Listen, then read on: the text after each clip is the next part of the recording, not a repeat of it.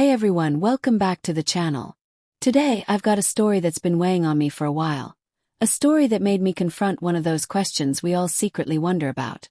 Why do so many people keep the door open for their exes even after a relationship ends? You'd think breakups are about moving on, right?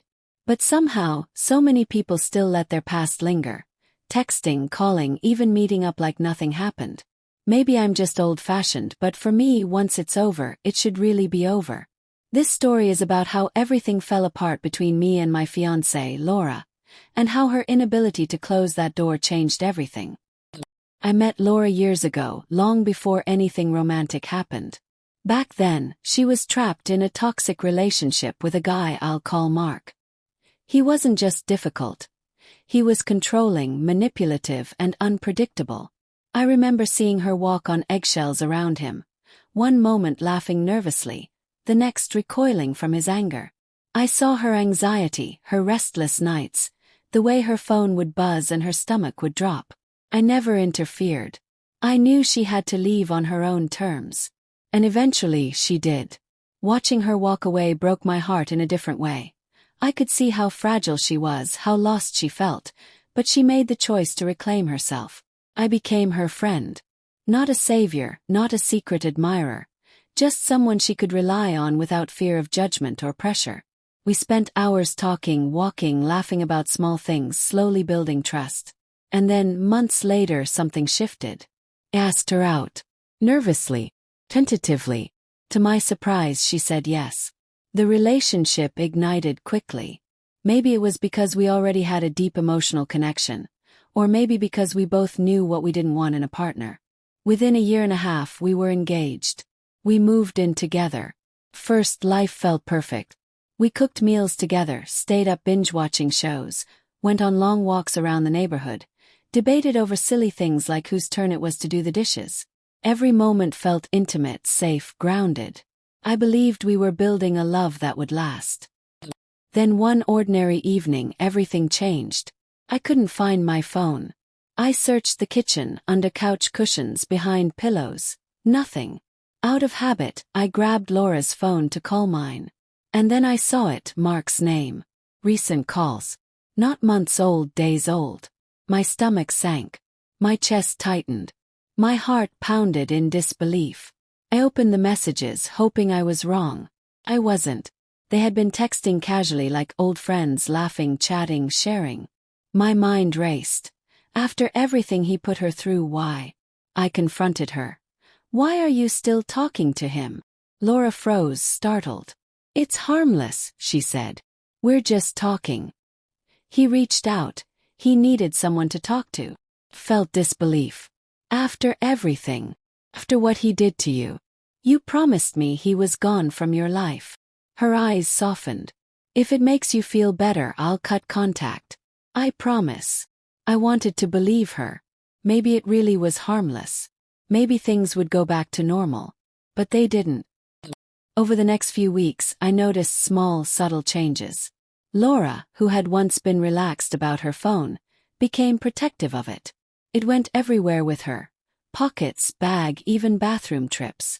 She started making excuses to leave rooms suddenly or pick up calls quietly. The energy in the house shifted. I tried not to jump to conclusions, tried to ignore the unease creeping in. But deep down, I knew something wasn't right. One day I decided to check for myself. I went home during lunch to grab a hard drive I had left behind. Normally, I'd call to let her know I'd be stopping by. But that day I didn't. After grabbing the drive, I decided to get a coffee at a cafe a few blocks away. And then I saw them. Laura and Mark sitting together, laughing, leaning close, unaware of my presence. My heart dropped. For a moment I couldn't breathe. I walked over, stopped at their table, and looked her in the eye. I said simply, "Don't come home." Her face went pale. Shocked disbelief. No words. I didn't wait for explanations. I left. The rest of the day passed in a blur. Physically present, mentally elsewhere. That evening Laura tried to explain. She said Mark had reached out because he was going through personal struggles and she was just helping him. I listened quietly. Then I asked the one question that mattered. Didn't you promise me you were done talking to him? Her silence was louder than any excuse. I didn't want to hear it anymore. I told her, "If your heart isn't fully mine, I can't keep investing in you. Go be with him if he's that important to you." Tears streamed down her face. She begged, tried to reason, promised she didn't mean to hurt me. But my mind was already made up. I couldn't ignore what I had seen.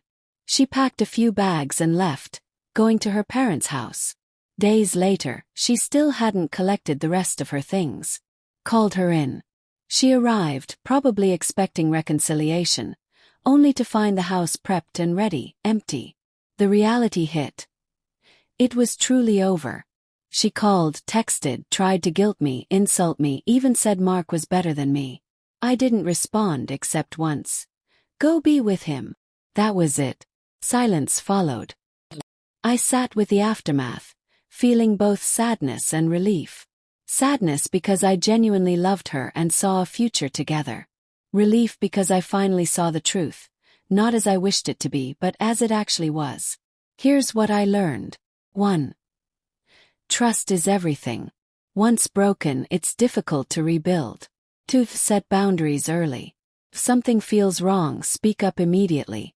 3. Actions speak louder than words. Promises mean nothing if they aren't followed. 4. Emotional independence matters.